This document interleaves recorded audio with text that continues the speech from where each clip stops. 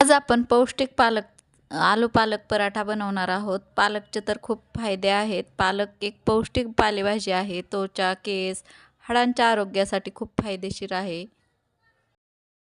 नमस्कार, सविताच किचनमध्ये सर्वांचे खूप खूप मनापासून स्वागत। आज आपण आलू पालक पराठा बनवणार आहोत, तो पण साध्या सोप्या पद्धतीने बनवणार आहोत। लहानांपासून मोठ्यांना सर्वांनाच आवडेल असा आलू पालक पराठा चविष्ट, खमंग, पौष्टिक असा बनवणार आहोत।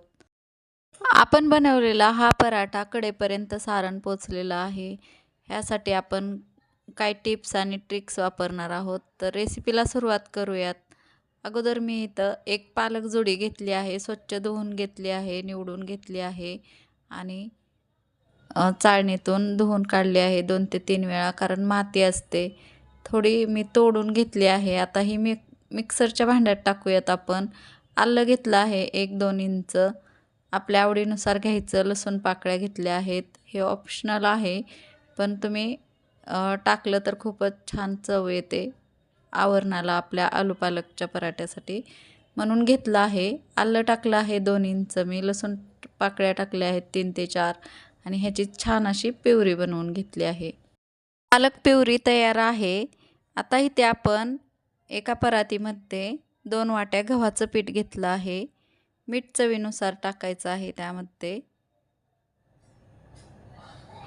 मीठ चवीनुसार टाकले आहे। आता आपण पालक प्युरी बनवून घेतलेली आहे ती टाकायची आहे। मीठ चांगलं मिक्स करून घ्यायचं आहे। पालक प्युरी टाकून थोडं आपण पालक प्युरी थोडी टाकून आपल्याला पिठाचा अंदाज घेत पीठ मळून घ्यायचं आहे। जर लागलं तर थोडंसं पाणीही आपण वापरू शकतो, पण ह्या पालक प्युरीमध्येच आपण पीठ मळून घेतलं तर खूपच छान असा कलर येतो आपल्या कणकेला। आणि पालक प्युरी करताना आपण थोडंसं पाणी टाकून प्युरी बनवली तरी चालते। पीठ मळून झाले आहे। आता हे पीठ 10 मिनिटासाठी आपण साईडला ठेवूयात झाकून। थोडंसं तेल टाकायचं आहे त्यावर आणि झाकून ठेवायचं आहे। तर आपण आता बटाटे उकडून घेतले आहेत, तर आता त्यासाठी मसाला बनवूयात। हे वाटण बनवायचं आहे। हिरव्या मिरच्या मी 7 ते 8 घेतल्या आहेत, तुमच्या आवडीनुसार तुम्ही कमी जास्त करू शकता। लसूण पाकळ्या घेतल्या आहेत 10 ते 12 आणि धने घेतला आहे मी 2 छोटे चमचे आणि 1 मोठा चमचा टेबलस्पून। लसूण पाकळ्या घेतल्या आहेत, तुम्ही आवडीनुसार कमी जास्त करू शकता। आलं घेतलं आहे 2 ते 3 इंच आणि हे धने घेतले आहेत 1 मोठा चमचा घेतला आहे। 1 चमचा अशी आपल्याला बडीशेप टाकायची आहे। 1 छोटा चमचा बडीशेप घेतली आहे, ती टाकली आहे। तर आत्ता आपल्याला ह्यात थोडीशी कोथिंबीर टाकायची आहे 1 मूठभर कट करून आणि हे आपल्याला आता हे वाटण चांगलं भरडसर असं वाटून घ्यायचं आहे। छान वाटून घेतलं आहे। आता इथे मी बटाटे घेतले आहेत 6 ते 7 बटाटे घेतले आहेत। हे बटाटे उकडून घेतले आहेत आणि ह्याला आपण मॅश करून घेऊयात। 7 बटाटे घेतले आहेत मी मध्यम आकाराचे, तुम्ही 3 ते 4 मोठे असले तर घेऊ शकता।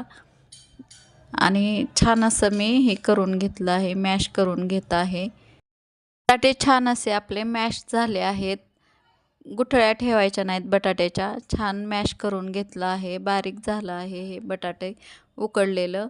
आणि आत्ता आपण ह्याला चांगलं घट्ट गोळा बनवून घ्यायचा आहे आणि ह्यात आपल्याला चवीनुसार मसाले टाकून घ्यायचे आहेत। तुम्ही ह्यात आपल्या आवडीनुसार कोणतेही मसाले टाकू शकता, पावभाजी मसाला टाकलात तरीही चालेल। आता इथं मी 1 मोठा चमचा धना पावडर घेतली आहे, जिरा पावडर घेतली आहे 1 छोटा चमचा, लाल मिरची पावडर घेतली आहे थोडीशी 1 अर्धा चमचा आणि आता चाट मसाला घेतला आहे। चाट मसाल्यामुळे पराठ्याला खूप छान चव येते। चाट मसाला 1 चमचा टाकला आहे आणि आपण बनवून घेतलेले हिरव्या मिरचीचं वाटण टाकलं आहे। तर हे मिक्स करून घ्यायचं छान असं। आपल्या ह्या बटाट्याच्या मिश्रणमध्ये छान मिक्स झालं पाहिजे आणि हे मीठ पण आपल्याला चवीनुसार टाकायचं आहे। मीठ चवीनुसार टाकलं आहे मी 1 चमचा आणि छान असं मिक्स करून घ्यायचं आहे। छान मिक्स करून ह्याचा गोळा बनवून घ्यायचा आहे। जर तुम्हाला वाटत असेल तर हे थोडंसं सैलसर आहे, तर ह्यात 1 चमचा असं आपण बेसनही टाकू शकतो। बेसन पीठ 1 ते 2 चमचे म्हणजे मिश्रण घट्ट होतं. पण इथं टाकायची गरज नाही, कारण बटाटे उकडताना मी जास्त पाणी टाकलं नव्हतं. थोड्या पाण्यातच आपल्याला हे बटाटे उकडून घेतलेले आहेत. म्हणून ह्या बटाट्याचा छान असा गोळा तयार झाला आहे. बेसन पीठ टाकायची गरज नाही. आपल्याला पाहिजे तेवढ्या पराठा बनवताना गोळा बनवून घ्यायचा आहे. कणिक छान आपली भिजली आहे, तर ह्याला तेल टाकून अजून एकदा भिजवून घ्यायचे आहे. थोडी मळून घ्यायची आहे, मऊ करून घ्यायचे आहे. असं केल्याने आपले पराठे अजिबात फुटत नाहीत किंवा लाटतानासुद्धा तुटत नाहीत. सारण जरी जास्त झालं तरी. सारण जास्त असेल तरच बटाट्याचे पराठे छान लागतात. आणि हे मऊ आपली कणिक झाली आहे. 10 ते 15 मिनिट आपण भिजवून घेतले आहे. आपल्या आवडीनुसार कमी जास्त मोठा किंवा छोटा गोळा बनवून आपण पराठे बनवून घेऊ शकतो. तर मी इथं गोल पराठे बनवून घेते, तर तुम्ही चौकोनी आकारात सुद्धा पराठे बनवू शकता ह्याचे, त्रिकोणी किंवा चौकोनी. आणि एक लहान असा गोळा बनवून घेतला आहे मी कणकेचा. मोदकसारखा आपल्याला ह्याची वाटी बनवून घ्यायची आहे. मोदक ज्याप्रमाणे मोदकची पारी करतो तसंच आपल्याला इथं करायचं आहे. पिठाच्या गोळ्याची पारी करून घ्यायची आहे. आपल्याला फुटणार नाही याची काळजी घेऊन त्यात बटाट्याचं सारण भरायचं आहे. आणि वरून थोडंसं पिठाचा बोट घेऊन मी त्यात सारण टाकलं आहे. बोटाने सारण खाली दाबायचं आणि वरती कणिक घेऊन आपल्याला ह्याचा छान असा गोळा बनवून घ्यायचा आहे. म्हणजे पराठा फुटत नाही असं केल्याने. तर छान असा आपला गोळा तयार झाला आहे. तर आपण लाटून घेऊयात. लाटून घेताना पिठात थोडासा घोळवून घ्यायचा आणि ह्या पद्धतीने असं करून हलक्या हाताने आपल्याला पराठा लाटून घ्यायचा आहे. आणि मध्यम ते मोठ्या आचेवर आपल्याला हा पराठा भाजून घ्यायचा आहे. हलक्या हातानेच आपण पराठा लाटला तर फुटण्याची भीती नसते. आणि छान असा आपला पराठा तयार आहे. हलक्या हाताने आपण पराठा लाटून घेतला आहे. तर पराठा लाटून तयार आहे. एकीकडे मी गॅसवर मध्यम ते बारीक आचेवर तवा गरम करून घेतला आहे, मध्यम असा. जास्त कडकडीत तवा गरम नाही करून घ्यायचा, मध्यम करून घ्यायचा, म्हणजे पराठा आपला खरपूस भाजला जातो. पराठा भाजताना आपण तेल किंवा तूप वापरू शकतो. मी इथं तूप वापरले आहे, तुम्ही तेलही वापरू शकता. छान असा पराठा एका बाजूने खरपूस भाजून झाला आहे. तर आपण दुसऱ्या बाजूने भाजून घेत आहोत. ह्या बाजूने सुद्धा आपल्याला तूप लावून घ्यायचं आहे.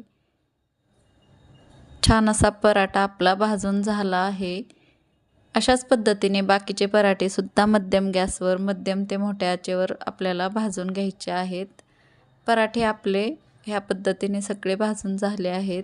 तर बघू शकता छान असे खरपूस पराठे भाजून झाले आहेत.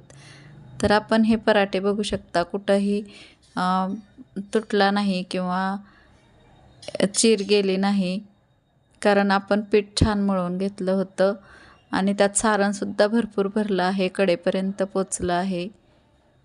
ह्या पद्धतीने पराठा जर बनवला तर खूप छान होतो आलू पालक पराठा. तर आपण हा पराठा छान असा पराठा कडेपर्यंत सारण पोचलं आहे, तुम्ही बघू शकता.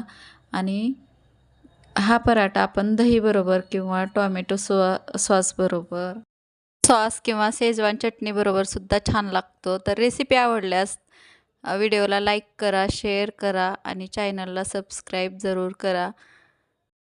भेटू अशाच नवीन रेसिपीसोबत, पौष्टिक रेसिपीसोबत. अशाच नवीन नवीन रेसिपीसाठी सविताज किचन या चॅनलला सबस्क्राईब करा. धन्यवाद.